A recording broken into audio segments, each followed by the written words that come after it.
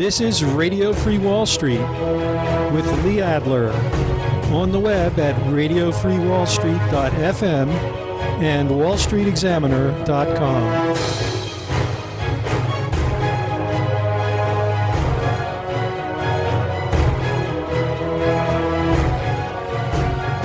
Hi everybody, it is Saturday morning, May 31st, 2014, here on the East Coast of the United States. And this is Radio Free Wall Street, where we go behind the paper curtain of Wall Street propaganda to look at some of the real issues driving the market trend and issues that no one else is talking about. Today I want to look at the Fed's reverse repo program. I've been talking to you in recent weeks about how I felt that the buildup of cash in that program represented a potential tinderbox for a market rally. I think that's what has transpired to some degree here in the last week or so. And anytime we have real-time data, such as the Fed's temporary open market operations, permanent open market operations, it behooves us to observe that data closely to see what we might learn about the future. So we'll take a look at that. And with the S&P 500 approaching the psychologically interesting 1929 level, I'm wondering if the primary dealers, with their senses of humor, might be willing to play with that number a little bit. And so we'll take a look at the technical charts of the S&P to see where the market might be headed in the weeks ahead. This is what I call my third rail chart that I feature in the nightly market update in the Wall Street Examiner Professional Edition. This thicket of lines that you see here are basically linear regression channels. The green lines represent short-term channels, and I project them forward indefinitely. So these are the more recent short-term channels that project forward here. And one that you can't see because I also created a dark blue channel, the intermediate channel, right here, which now the way I do this is I choose two significant lows. So in this case it would be here and here, these two lows. And these are the two points across which I have the program draw a linear regression. Then we do standard error channel, usually two, sometimes a little more, a little less, standard errors above and below this center line here, and then simply project that forward into the future. And this delineates a channel that we expect to contain the price action, or if it doesn't contain the price action, to signal a change of direction or an acceleration. So we drew this channel a few days ago. And here we are over the last week and a half, and we've rallied to the top of the channel. There's very little room on the upside, and perhaps not coincidentally, this channel line, the upper channel line, intersects with 1929 on Monday. And of course, the dealers, with their wonderful senses of humor, just may well use that as an excuse to stop things right there at 1929 and generate a little sell-off. I don't think that'll be the end game because we still have projections that are a little bit higher than that. I'll get to that in a minute. But you can see here that this is a very important resistance level. It's trend resistance. It is rising. So if it does stop things here, it may not stop it for long because there's going to be support, or there should be support, down here in the 1915-20 area if we do get a pullback next week. I expect a pullback as a result of all that treasury supply hitting the market, but it's possible that things will just kind of wiggle around up in here, as that's also another possibility. I don't expect a major sell-off from here, nor do I expect this area to be broken and we get an acceleration up to the 1960s. Although I think that's more likely than heading down sharply. I think the best bet is that we congest in this area up here for a little while. And then I also summarize the technical action in table form. And the first table at the top of your screen are the cycle projections. The left-hand column shows the phase that the cycle's in and the number of days that ideally should remain in that phase. So for example, in the 6-month cycle, this is early in an up phase, there's about anywhere from 22 to 72 days left, trading days, in this up phase. Ideally, a breakdown that occurs before that would suggest a bearish turn in the big picture, say a top that occurs between a month and 14 weeks out would be within the normal range of this bull market that we've been in. The 13-week cycle is due to top out between a week and 4 weeks from now, but short-term, the 8-week cycle top is due this week, and 6-7 week cycle might have a little longer to run. These cycles are not harmonious. They're all going in different directions at different times. So we try to look at this as a guidepost for where to look for turning points. These are the cycle projections, 1955 on the 13-week cycle, 1945 on the 8-week cycle, 1930, which is right just a few points above where we are, and 1929.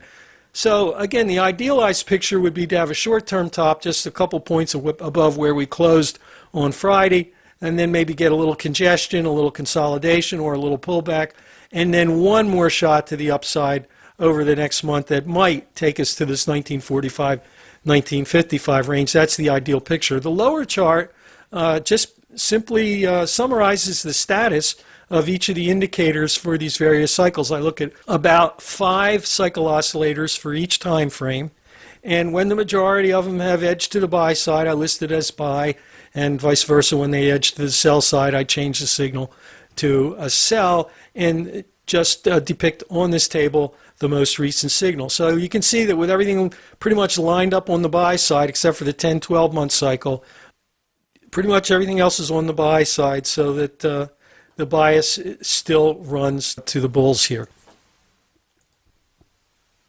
The next chart is a daily cycle chart of the S&P 500. The red channel here is the idealized 13-week cycle, and the green channel is the idealized 6-month cycle. The magenta channel is the idealized 10-12 month cycle, and the dark blue channel is the 18-month cycle. And because these are based on centered moving averages, the solid lines are where the moving average actually ends. So the 18-month cycle moving average right here is back, right now is back here at the beginning of the year. And what I do again is use linear regression to project these channels forward on a straight line basis to determine whether the market is conforming to these projections or not. And as you can see, we've reached the upper projection of the 6-month cycle and the 13-week cycle right here in the range where the earlier chart, the third rail chart that I showed you, also indicates that there's resistance right around 1925.30. Now this is a resistance level that we talked about a month ago when I showed you that long-term chart. Here we are right up there in that tremendously important resistance level. If by some chance this market breaks through here, then it's very likely to make a run at 1950, 1960. It also would suggest that the 10-12 month cycle is curling up, and this thing could really blow its top and head for 2000. So this is a very important area in here. I think the highest probability is for some congestion. We go sideways, and then we'll have to look and see what the indicators are telling us as we get out here. But if we break through any of these lines in the next couple weeks, couple of months, then I think 2000, 2050 on the S&P, probably a done deal. Here's that long-term chart we looked at about a month ago. If you haven't seen that video, I believe it was posted on April 30th, by all means go and look at that, because I think this long-term perspective is really important here. And as you can see, the prices have gotten up to the top of this megaphone pattern. Right at the top, we've ticked a little, maybe a little bit through this line at the end of the week here, but not a material break. But once again, this reinforces what the daily chart shows. If we get through this 1930 area and show some momentum on a breakout, then it's really not a big deal to get to 2000 or 2050 or even 2100. So from the perspective of if you're a bear, the top of this megaphone has to hold, otherwise we've got another blow-off coming. If this does hold, then I think we can get a top pattern developing over the course of several months. We're going to want to keep an eye on this trend line also. It's a very important trend line going back to the low in 2011 and coming up through the 2012 low and the recent low early this year. And so it would need to break this trend line, which now sits at about 1850. There's also another trend line here. So 1850 is a critical support level. We're way above that now. Given some time, this trend line will be at about 1900, and this trend line will come out to 1900 later in the year. So that's where the critical support will be as we get a few months out. And if it breaks then we can start thinking about a major correction and potentially a bear market. So that'll do it for this week. I hope you've found this information interesting and useful. If you have any suggestions about issues that you would like me to address, by all means use that feedback form on the website. And I'm always open to suggestions. And if you have an idea or a question and I feel competent in addressing it and answering it, I certainly will attempt to do that in the future. Going forward, I find that time is increasingly precious, and with the best of intentions, I wasn't able to post this program on Friday. So going forward, I'm going to shoot for a Saturday posting. I think that's more realistic, and we'll try to stick to that schedule. As always, I appreciate your support and your business. Until next week, have a great week. Trade sane. I'll see you next week.